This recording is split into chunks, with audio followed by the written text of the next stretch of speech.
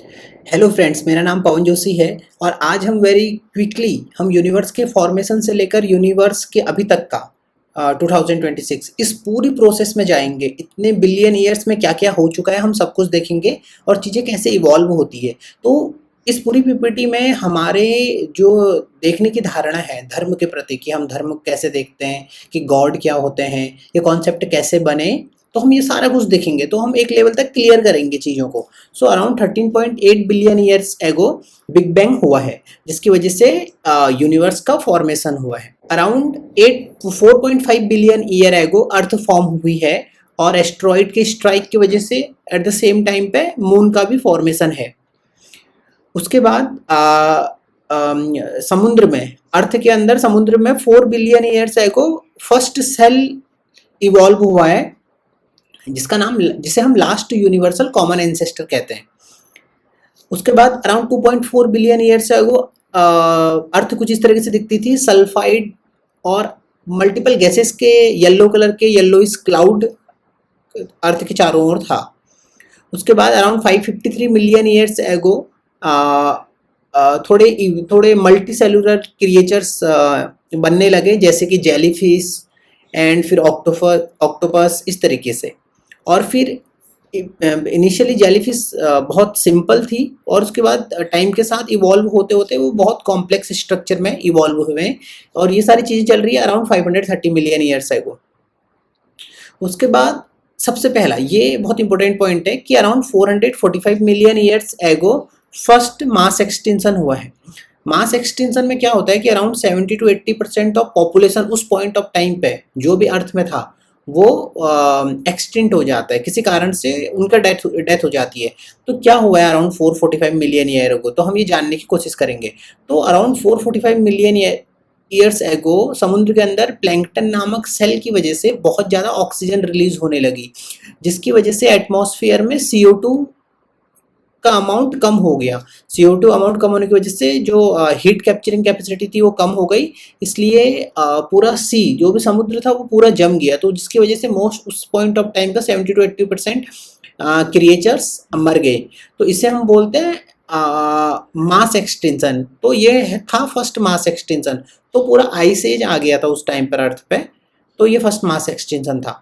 उसके बाद पर समुद्र का जो ऊपर लेयर था वो तो पूरा जम गया था, पर जो डीप लेवल पे बहुत समुद्र की बहुत गहराई पे रहने वाले जीव थे उस पॉइंट ऑफ टाइम पे, जैसे कि ऑक्टोपस और अदर भी क्रिएचर्स, तो उन लोगों ने अपने आप को उस तरीके से इवॉल्व कर लिया। तो उनकी बॉडी थोड़ा फ्लोरेसेंट टाइप की हो गया, जिससे लाइट प्रोड्यूस हो जाती थी और उनकी बॉडी बहुत लचीली होती थी उस प्रेशर को सस्टेन करने के लिए जो समुद्र की बहुत गहराई पे था। तो ये सारी चीज़ें इवोल्यूशन की वजह से हो रहा था। उसके बाद अराउंड 1 मिलियन ईयर मतलब 10 लाख साल तक वो आइस एज चला और उसके बाद फिर से अर्थ हीट होने लगी और चीज़ें नॉर्मल मोड पे आने लगी। उसके बाद अराउंड 374 मिलियन ईयर्स एगो फिर से समुद्र में फिशेस और शार्क्स और इस तरीके की फिशेस, तो एक ये पर्टिकुलर है डंकले ऑस्टियसिस, तो ये एक क्रिएचर था, ये एक मछली है। तो जो ये अराउंड 375 मिलियन ईयर्स एगो जो इवॉल्व हुई थी। और सिमिलरली शार्क और अदर टाइप ऑफ फिशेस भी इवॉल्व हुई है at the same time.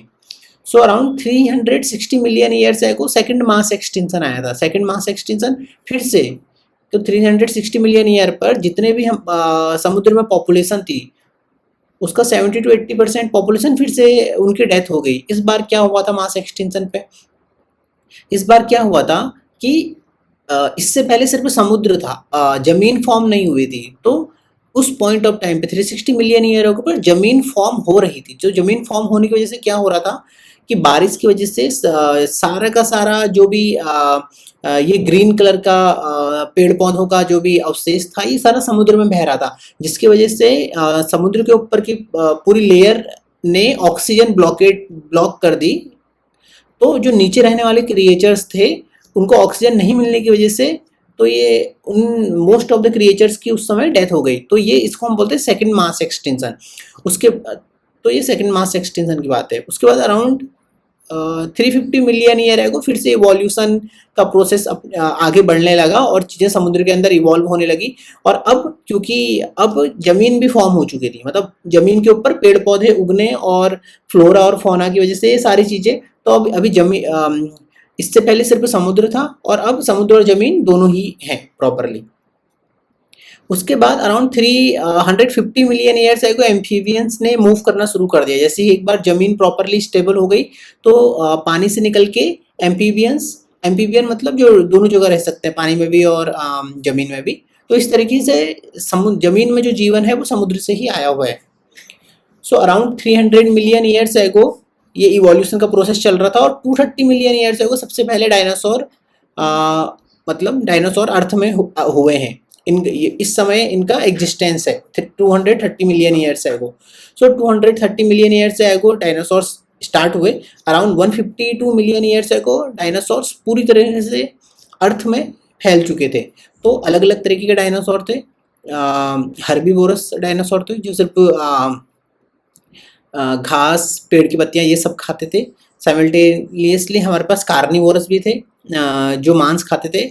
Flying ऐसे डायनासोर भी थे जो उड़ सकते थे। तो हर एक तरीके के डायनासोर्स रहे हैं अराउंड 150 मिलियन ईयर एगो। तो अभी क्या होता है यहाँ पे 66 मिलियन ईयर एगो एक एस्ट्रॉइड अर्थ से टकराता है जिसका रेडियस, जिसका डायमीटर है अराउंड 10 to 12 किलोमीटर। तो उस एस्ट्रॉइड के स्ट्राइक की वजह से, तो ये एक्चुअली 5th मास एक्सटेंशन है। तो मैंने 2 मास एक्सटेंशन आपको बताए और 3rd और 4th मास एक्सटेंशन मैंने एक्सप्लेन नहीं किया, मे बी कभी नेक्स्ट वीडियो में एक्सप्लेन कर दूंगा उनको। तो अराउंड ये 5th मास एक्सटेंशन है। तो अराउंड 5th मास 66 मिलियन ईयर्स एगो क्या हुआ है कि एक एस्ट्रॉइड अटैक की वजह से अर्थ में मतलब ये एक एटम बम के ब्लास्ट की तरह था कि थाउजेंड्स ऑफ एटम बम एक साथ ब्लास्ट हो गए, जिसकी वजह से अर्थ का टेम्परेचर बहुत इंक्रीज हो गया। अर्थ की मतलब सनलाइट पहुंच नहीं पा रही थी, इतना ज़्यादा डेंस क्लाउड हो, इतना ज़्यादा डेंस बन गया था क्लाउड। और तो पूरा अर्थ एक आग के उसकी तरह फायरबॉल की तरह बन गया। तो इसमें भी अराउंड 70 to 80% ऑफ पॉपुलेशन मर गई। और जितने भी डायनासोर थे, डायनासोर 15 करोड़ साल तक, 150 मिलियन ईयर, 15 करोड़ साल तक अर्थ में रहे हैं। और उसके बाद इस एस्ट्रॉयड अटैक की वजह से सारे के सारे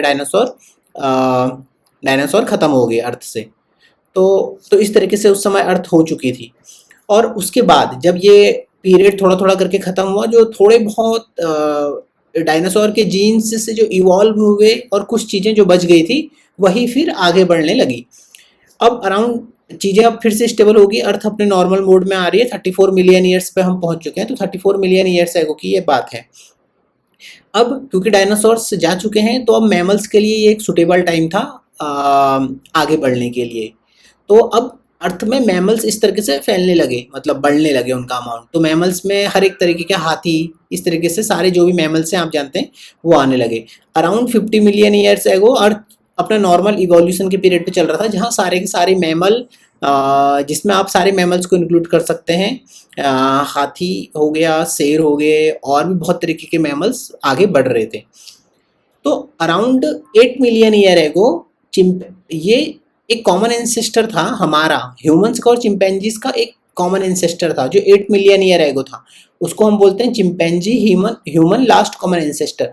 तो उस कॉमन एंसेस्टर से ही 2 अलग अलग तरीके की स्पीसीज बनी है। एक होती है चिंपैंजीज, दूसरी होती है ऑस्ट्रोलोपिथिकस। ये ऑस्ट्रोलोपिथिकस ही आगे जाके ह्यूमंस वाली चेन को बनाते हैं।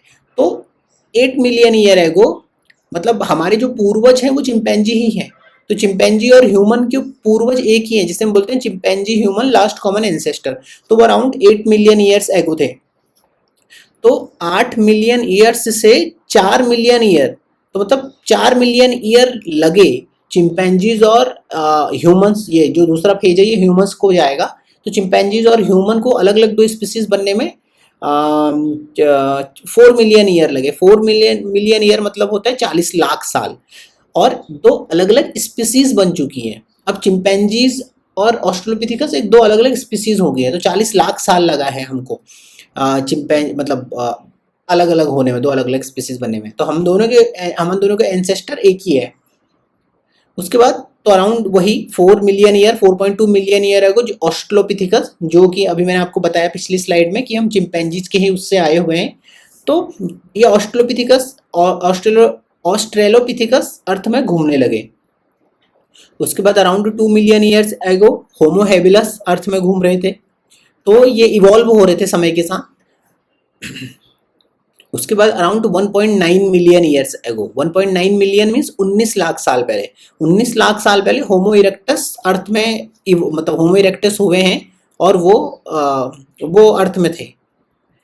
उसके बाद 7 लाख साल पहले होमो हाइडल बर्जेंसिस, ये क्रिएचर्स अर्थ पे घूम रहे थे। उसके बाद 4 लाख ईयर्स एगो होमो नेंडरथल्स। तो ये होमो जो नेंडरथल्स थे ये क्या थे, ये हमारे ही भाई थे। जैसे हम आज के समय में हम देखते हैं कि किसी एक मछली या किसी एक स्पाइडर की मल्टीपल स्पीसीज होती है, जैसे डॉग की मल्टीपल स्पीसीज होती है। तो सवाल ये है कि ह्यूमंस के साथ ऐसा क्यों नहीं है, कि ह्यूमंस की ऐसे मल्टीपल स्पीसीज क्यों नहीं होती है। एक्चुअली ह्यूमंस की मल्टीपल स्पीसीज थी। सो 6 से 7 तरीके का अलग अलग ह्यूमंस थे। ह्यूमंस नहीं बोलेंगे, 6 से 7 तरीके की अलग अलग प्रजातियां थी। जैसे ये होमो नेंडरथल्स, ये हम नहीं है, ये लगते हैं हमारी तरह क्योंकि ये हमारे भाई जैसे ही हैं, पर ये हम नहीं है। तो अराउंड 4 लाख ईयर्स एगो होमो नेंडरथल्स थे। और अब 3 लाख साल पहले होमो सेपियन जो कि हम हैं, हम जो आए हैं एग्जैक्टली 3 लाख साल पहले आए हैं।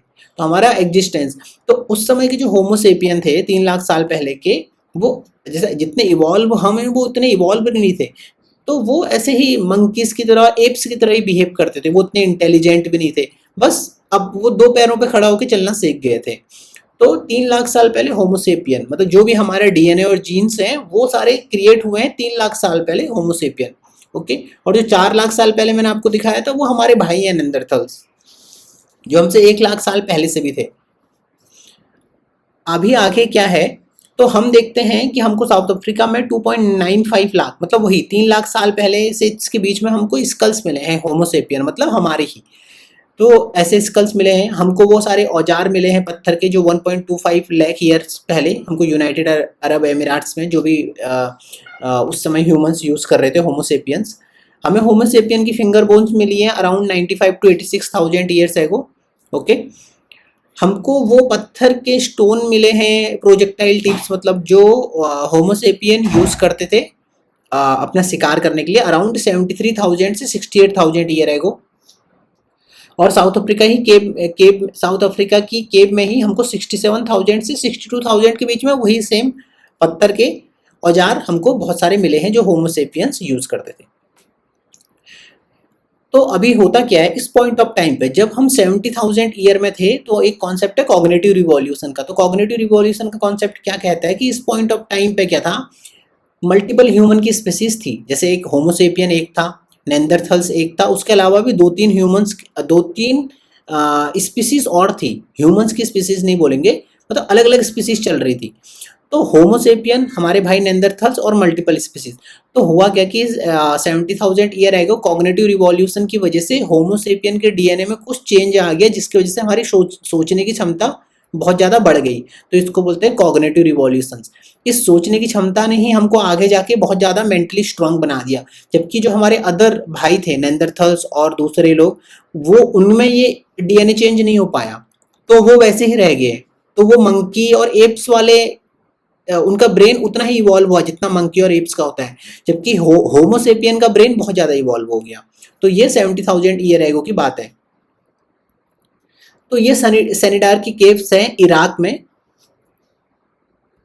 तो इस सेनिडार की केव्स में हमको 1,30,000 साल पहले नियंदरथल्स, जो भी हमारे भाई हैं, उनके हमको स्कल्स मिलते हैं। अराउंड 75,000 ईयर्स पहले भी जो नियंदरथल्स है, नियंदरथल्स मतलब हमारे भाई।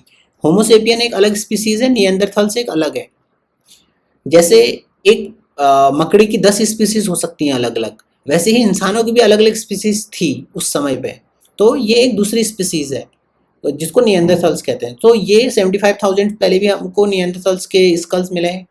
अराउंड 45,000 ईयर्स पहले भी हमको नियंडरथल के स्कल्स मिले हैं। तो ये एक यंग नियंडरथल्स लेडी, अराउंड वो अपने 20th में होगी, उसका भी हमको एक स्कल मिला है। तो जब हमको ये नियंडरथल्स का जो ऐसा टीथ बोन्स का स्ट्रक्चर मिला है, तो ये देख के पता चलता है कि ये टीथ्स इतने घिसे हुए थे कि नियंडरथल्स शायद मतलब बोन्स से बोन मैरो निकालने के लिए ये इनके बोन मैरो निकालने की वजह से इनके टीथ इतने घिस गए थे, क्योंकि इनको शिकार करके खाना पड़ता था। तो शिकार करने के बाद जो भी बोन्स होती थी एनिमल्स की, या तो उनको ऐसा ब्रेक करके बोन मैरो निकालने के लिए उससे, इसकी वजह से टीथ से इनके इतने घिसे हुए थे। तो हमको निएंडरथाल्स के फिंगर बोन्स मिले हुए, और जब हमने इस पूरे स्ट्रक्चर को एक साथ कंबाइन करके 3D स्कैन करके एक फेस ट्राई किया डिज़ाइन करने का, तो इस तरीके का एक फेस बना है निएंडरथाल्स का। इंसानों के अलावा, होमोसेपियन के अलावा बाकी जो भी स्पीसीज थी जो इंसान जैसी दिखती थी, मतलब जैसे है ना, जैसे मैं आपको बता रहा हूँ कि मकड़ी की इतनी सारी स्पीसीज हैं, वो सारी स्पीसीज गायब हो गई, सिर्फ होमोसेपियन एक बचा। बाकी हमारे जितने भी भाई थे जो हमारे पैरेलल चल रहे थे, वो सारे के सारे गायब हो गए। तो एक थ्योरी ये कहती है कि होमोसेपियन ने ही सभी को मार दिया होगा, मे बी फूड के कि फूड पर, क्योंकि सभी सभी को फूड चाहिए था उस पॉइंट ऑफ टाइम पे, तो फूड के लिए कंपटीशन बढ़ रहा था, और हम लोग ज़्यादा कॉग्निटिव रिवॉल्यूशन की वजह से ज़्यादा सोचने लग गए थे, और ज़्यादा लैंग्वेज का यूज़ कर पा रहे थे, कॉम्प्लेक्स लैंग्वेज का यूज़ कर पा रहे थे। जबकि जो हमारे अदर निएंडरथाल्स और अदर जो भाई थे, वो लोग उतने इवॉल्व नहीं हो पाए थे, तो वो मंकी और एप्स की तरह ही बिहेव करते थे। तो ये सारे रीजन हो सकते हैं। तो ये एक थ्योरी है कि हमने ही अपने भाइयों को मार दिया होगा, निएंडरथाल्स को। तो अराउंड 40,000 के बाद हमको कभी किसी निएंडरथाल का वो नहीं मिला। तो जो सबसे लास्ट हमको इनके अवशेष मिले हैं वो 40,000 ईयर एगो के मिले हुए हैं। अब हम पहुंचते हैं अराउंड 12,000 ईयर। सो अराउंड 12,000 से 10,000 ईयर के बीच में क्या होता है, एग्रीकल्चर रिवॉल्यूशन होता है। तो ये एग्रीकल्चर रिवॉल्यूशन यहाँ बहुत इंपॉर्टेंट है। तो जब तक एग्रीकल्चर रिवॉल्यूशन नहीं हुआ था, जब तक होमोसेपियंस ने खेती करना नहीं सीखा था, तब तक उनके लिए उनका रोज का काम क्या था, अपने लिए खाना ढूंढना। तो जितने भी लोग थे एक ग्रुप में, वो सारे के सारे खाना ढूंढने जाते थे। उनको इस बात की चिंता थी कि बारिश हो जाएगी, कहाँ पर रुकना है, कहाँ पर रहना है। तो वो लोग मूव करते रहते थे, और उनके पास वो अपने डेली इसी में बहुत बिजी रहते थे, क्योंकि उनको हर दिन खाना ढूंढना है, हर दिन ये करना है। पर अराउंड 12,000 से 10,000 ईयर के बीच में एग्रीकल्चर रिवॉल्यूशन होने की वजह से होमोसेपियंस ने एक जगह पर रुकना सीख लिया, उन्होंने खेती करना सीख लिया, और अभी अनाज जो है वो बहुतायत में उगने लगा, क्योंकि उन्होंने एग्रीकल्चर सीख लिया है।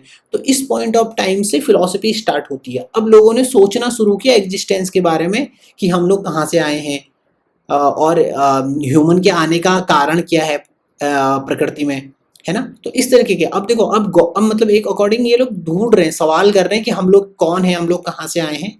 तो अब ये गॉड की बातें स्टार्ट होंगी यहाँ से। तो अराउंड इंडिया में 10,000 ईयर्स लेकर 5,000 ईयर के बीच में हजारों ऋषि मुनियों ने जंगलों में जा जाके मेडिटेशन कर करके वेदों की रचना करी है। तो सारे वेद पुराण इसी समय पे लिखे गए हैं भारत में।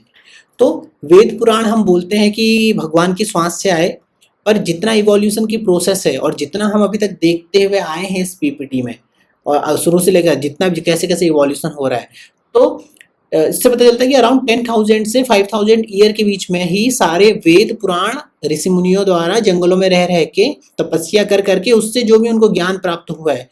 तो इस पॉइंट ऑफ टाइम पे लिपि का विकास नहीं हुआ था, इसलिए श्रुति के रूप में, मतलब सुन सुन के ही सारी चीजें आगे बढ़ रही थी नॉलेज की फॉर्म पे। इसीलिए जितने भी सूत्र हैं वो बहुत छोटे छोटे होते हैं, संक्षिप्त। जितने भी श्लोक हैं वो बहुत छोटे छोटे बनाए जाते थे, एक जो फॉर्मूला की तरह, क्योंकि वो श्रुति के रूप में आगे जाने थे, तो उनको बड़ा नहीं कर सकते थे। तो इस समय लिपि का विकास नहीं था, तो इसलिए सारे लोग श्रुति के रूप में तो आगे बढ़े। तो सारे वेदों का निर्माण और सारे पुराण उपनिषद इसी टाइम पर हुए। तो अब वेदों का नॉलेज क्या नॉलेज है, देखिए अभी वेदों में किस तरीके के नॉलेज की बात करते हैं। वेद पहले बात करता है कर्मा की। वेद क्या कहता है कि अगर आप अच्छे कर्म करोगे तो आप अच्छा आपको मिलेगा, अगर आप बुरे कर्म करोगे तो आपको बुरा भुगतना पड़ेगा। तो अब एक्चुअली तो क्वेश्चन ये था कि अगर सपोज कोई एक व्यक्ति बहुत अच्छे काम कर रहा है और कोई दूसरा व्यक्ति अपने जीवन भर बुरे काम करता है और उसकी डेथ हो जाती है, तो उसका क्या होगा, उसको सजा कैसे मिलेगी। तो फिर कॉन्सेप्ट आया रिबर्थ का, कि अगर कोई व्यक्ति अपना जिंदगी भर बुरे काम कर रहा है और उसकी डेथ होगी तो रिबर्थ होगा। तो अब फिर नेक्स्ट सवाल ये आता है कि अगर रिबर्थ हुआ तो कैसे पता चलेगा कि उसी व्यक्ति का रिबर्थ हुआ है। तो फिर कॉन्सेप्ट था आत्मा का, कि आत्मा पुराने बर्थ और न्यू बर्थ में सेम रहेगी, तो वो उस आत्मा को ही वही सारी चीजें भोगनी पड़ेंगी अपने कर्मों के अकॉर्डिंग।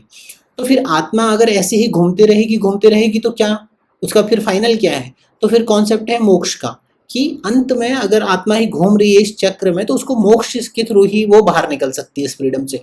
तो ये सारे कर्मा, रिबर्थ, आत्मा और मोक्ष, तो ये इंडियन वेदास में ये सारे के सारे आपस में कनेक्टेड है। कर्मा है तो रिबर्थ होगा, रिबर्थ है तो आत्मा होगी, आत्मा है तो उसका मोक्ष, उसका अंतिम सत्य है, ऐसा वेद कहते हैं।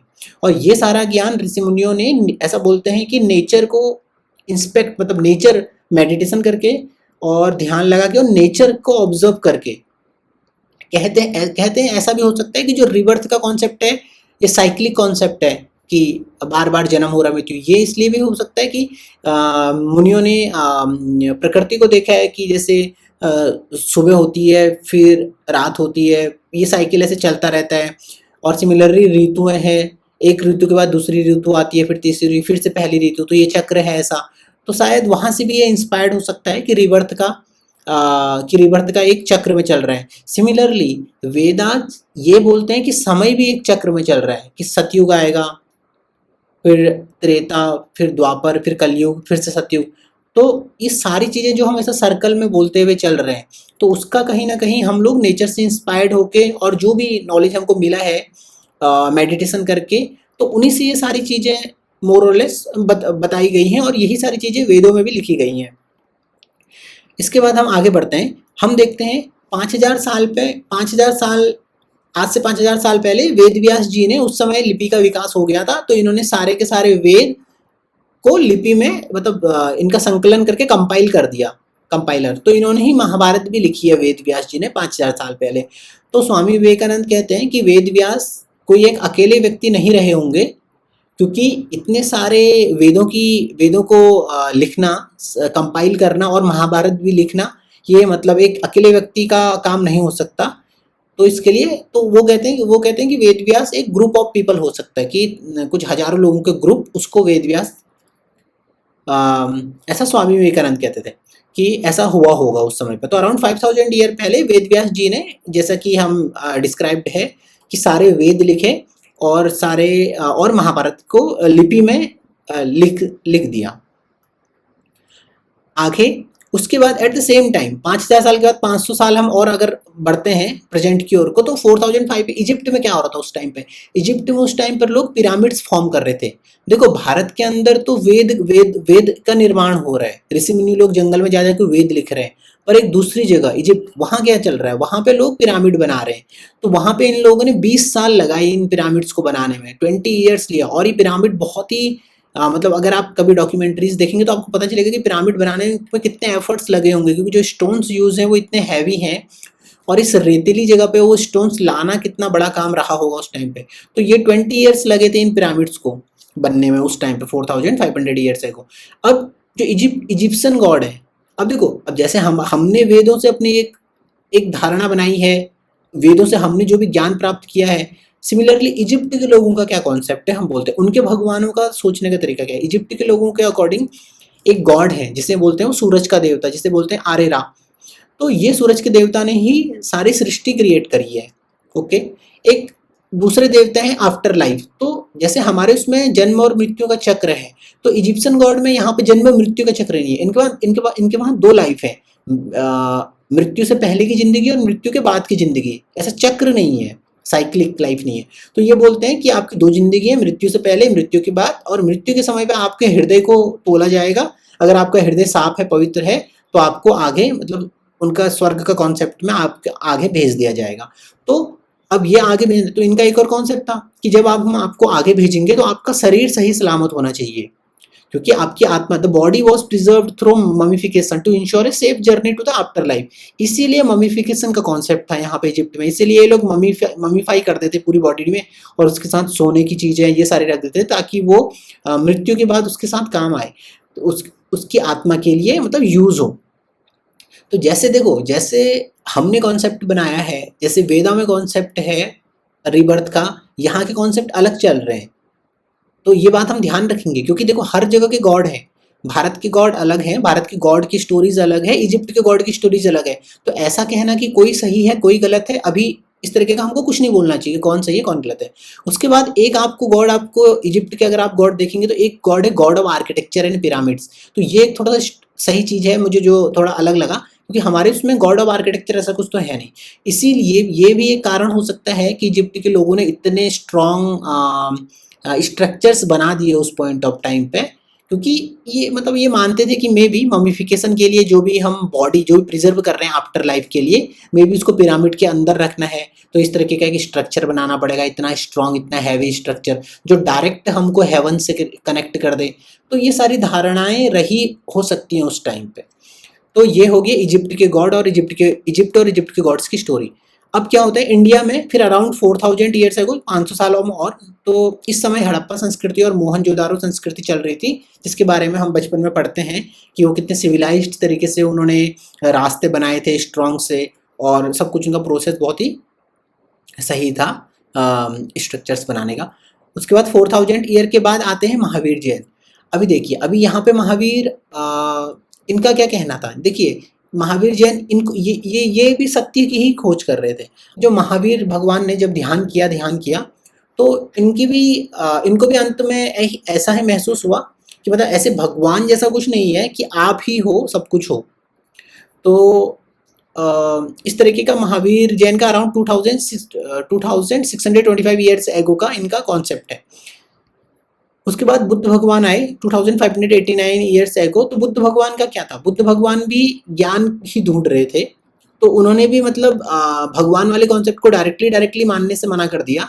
तो उन्होंने खुद ही मेडिटेशन किया, और कहते हैं कि 6 साल तक उन्होंने मेडिटेशन किया, और मेडिटेशन के बाद उनको पता चला कि ऐसा भगवान वाला कॉन्सेप्ट तो उन्होंने नहीं माना, पर तो उनका ये कहना था कि आप ढूंढो, खुद ही मेडिटेशन कर करके आपको खुद ही जानना है अपने आप को। तो मैं आपको ज़्यादा क्लियरली बता नहीं पा रहा हूँ, पर मतलब देखिए, क्योंकि वेद उस समय तक बन चुके थे 5000 साल पहले, वेदों का निर्माण हो चुका था, हजारों ऋषि मुनियों ने तपस्या करके वेदों का निर्माण कर दिया था। तो बुद्ध भगवान भी जब ज्ञान प्राप्त करने के लिए जा रहे थे, बहुत सारे ऋषियों के पास जा रहे थे कि उनको ज्ञान चाहिए, तो सारे ऋषि उनको योग की वही पद्धति बताते थे जो पद्धति वेदों में निहित है। जहाँ हठ योग भी एक योग था कि जहाँ आप बहुत कम भोजन करते हो, अपने शरीर को तपाते हो, तो बुद्ध ने वो सारी योग की विधियां जो कि वेदों में निहित थी सारी पढ़ी हैं और सारे को अपनाया है, सबको करके देखा है। वो सारी चीजें कर करके भी बुद्ध को लगा कि नहीं, उनको जो भी सत्य है वो उनको मिल नहीं पा रहा है। तो ऐसा कहते हैं कि बुद्ध भगवान ने गया में बोधि वृक्ष के नीचे बैठे थे, और उनको रियलाइज हुआ कि तुम्हें जानना है अपने आप को, मे बी मेडिटेशन करो तो आप खुद को स्वयं को जान जाओगे, और वही निर्वाण की स्थिति होगी। तो बुद्ध भगवान का ऐसा कहना था। अब ये है आज का मॉडर्न वर्ल्ड। तो आज के मॉडर्न वर्ल्ड में क्या है, हमारे पास कंप्यूटर्स हैं, मोबाइल्स हैं, हमने रॉकेट्स बना लिए हैं, एयरप्लेन बना लिए हैं, इंटरनेट है, हमारे पास क्वांटम फिजिक्स है जो ड्यूअल नेचर की बात करता है, इलेक्ट्रिसिटी है, और हम लोग मून तक पहुंच चुके हैं। हम लोग मार्स में पहुंच चुके हैं। ये मार्स का सनसेट आप देख सकते हैं, जो कि ये अपॉर्चुनिटी रोवर ने और मल्टीपल रोवर्स ने जो क्लिक किया है। जीपीएस सिस्टम है, हम मेडिकल साइंस में बहुत आगे बढ़ गए, हम रोबोटिक्स में एआई, आर्टिफिशियल इंटेलिजेंस, और हमने उसी तरीके के डिस्ट्रक्टिव वेपन्स भी बना दिए हैं जो कि ह्यूमंस को खत्म कर सकते हैं। तो अब हम आगे देखेंगे कि अब हमारे पास क्या सवाल बचे हुए हैं। तो अभी भी जो क्वेश्चंस हैं जो कि अनआंसर्ड है, क्या गॉड एग्जिस्ट करता है, does God exist, what type of God exist, तो किस तरीके के गॉड एग्जिस्ट करते हैं। एक तो ऐसा मैनली फॉर्म में कि एक जैसे ह्यूमंस है ना, उस तरीके से मतलब इन फॉर्म में। दूसरा कि क्या नेचर ही गॉड है, इस नेचर इटसेल्फ है, क्योंकि नेचर ही तो इवॉल्व कर रहे हैं और नेचर से ही सारे क्रिएचर्स हो रहे हैं। नेचर ही एक क्रिएचर से दूसरा क्रिएचर बना देता है। फिर जैसे कि हमने देखा था कि समुद्र से ही जीव निकल के जमीन पे आ गए, वही जीव रेप्टाइल्स कर करके एक दिन डायनासोर का फॉर्म ले लेते हैं। तो क्या नेचर ही सभी को इवॉल्व कर रहा है, तो क्या प्रकृति को ही भगवान कह सकते हैं क्या। Does God interfere in between evolution process, क्योंकि जितना हमने प्रीवियसली देखा है डायनासोर हमको पता है हुए हैं, होमो इरेक्टस पता है हुए हैं, होमोसेपियन हुए हैं 3 लाख साल पहले। तो ये झूठ तो है नहीं, ये तो सारी पूरी इवोल्यूशन के प्रोसेस है। और इन हमें और मिलियन ईयर्स पहले डायनासोर्स के हमको फॉसिल भी मिले हुए हैं, फॉसिल्स मिले हुए हैं, तो डायनासोर्स भी थे। तो ये सारी चीज़ें तो है ही, एग्जिस्ट कर ही रही हैं, तो इनका तो कोई ये झूठ तो है नहीं। तो इवोल्यूशन का प्रोसेस तो सत्य सच है ही है, तो क्या गॉड इवोल्यूशन के प्रोसेस के बीच में इंटरफेयर करेगा? Is knowledge told in Vedas is completely correct? क्या वेदों में बताई हुई सारी नॉलेज कंप्लीटली करेक्ट है? Is law of Karma is correct? हमारे वेदों में 4 चीजें हैं, लॉ ऑफ कर्मा है और रिबर्थ है और आत्मा का कॉन्सेप्ट और मोक्ष का कॉन्सेप्ट है। क्या तो वही, तो क्या रिबर्थ का कॉन्सेप्ट करेक्ट है? Why and how Vedas said the time is cyclic? वेदों में समय के साइक्लिक होने की बात करी है और वेदों में ही मल्टीवर्स के बारे में बताया गया है। तो वेदों, तो ये भी एक सवाल है कि ऋषि मुनियों को इतना डीप नॉलेज कैसे हो गया? मतलब ये है क्वेश्चन, थोड़ा स्ट्रॉन्ग क्वेश्चन है कि आप सिर्फ मेडिटेशन करके समय का साइक्लिक होना। देखिए अभी अभी के अकॉर्डिंग जितने भी हमारी साइंस कहती है, हम टाइम को साइक्लिक हम लोग नहीं मानते हैं, टाइम एक लीनियर माना जाता है, टाइम को साइक्लिक नहीं मानते हैं अभी। मे भी आने वाले समय में हमारी धारणाएं बदल जाएं, पर वेदों में जो लिखा हुआ है टाइम साइक्लिक है। पर अभी तक हमारी जितने भी थ्योरीज एक्सपेरिमेंट सबके अकॉर्डिंग हमें टाइम लीनियर ही है, हमारी अंडरस्टैंडिंग के अकॉर्डिंग। वही कि इस टाइम साइक्लिक कैन कॉन्शियसनेस और आत्मा भी क्रिएटेड। तो ये सारी चीज़ें देखिए साइंटिस्ट ट्राई कर रहे हैं इस बात का सवाल ढूंढने का कि ह्यूमन ब्रेन के अंदर कॉन्शियसनेस आती कैसे है। तो अभी तक इसका कोई जवाब तो नहीं है, पर मे भी आने वाले टाइम पे कि न्यूरो साइंटिस्ट और फिजिसिस्ट इन बातों इन चीज़ों के जवाब दें कि क्या मल्टीवर्स है, is multiverse, does multiverse exist, multiverse क्या एग्जिस्ट करता है। तो ऐसे ही हमारे पास बहुत सारे क्वेश्चंस हैं। तो इस पूरी प्रोसेस का जो पूरा मतलब ये सारी चीज़ें क्लियरिटी लाने के लिए है, तो कि हमको समझना पड़ेगा कि चीज़ें कैसे, इसीलिए हिस्ट्री में जाना बहुत ज़रूरी है, क्योंकि हमें पता है कि इवोल्यूशन का प्रोसेस ट्रू है। तो इवोल्यूशन की प्रोसेस को ट्रू मान के अगर हम पूरी प्रोसेस देखते हैं तो हम इस कंक्लूजन में पहुंचते हैं। सो थैंक यू फ्रेंड्स ये पीपीटी देखने के लिए, और बस आउट ऑफ क्यूरियोसिटी मैंने ये बनाया हुआ था। So thank you everyone.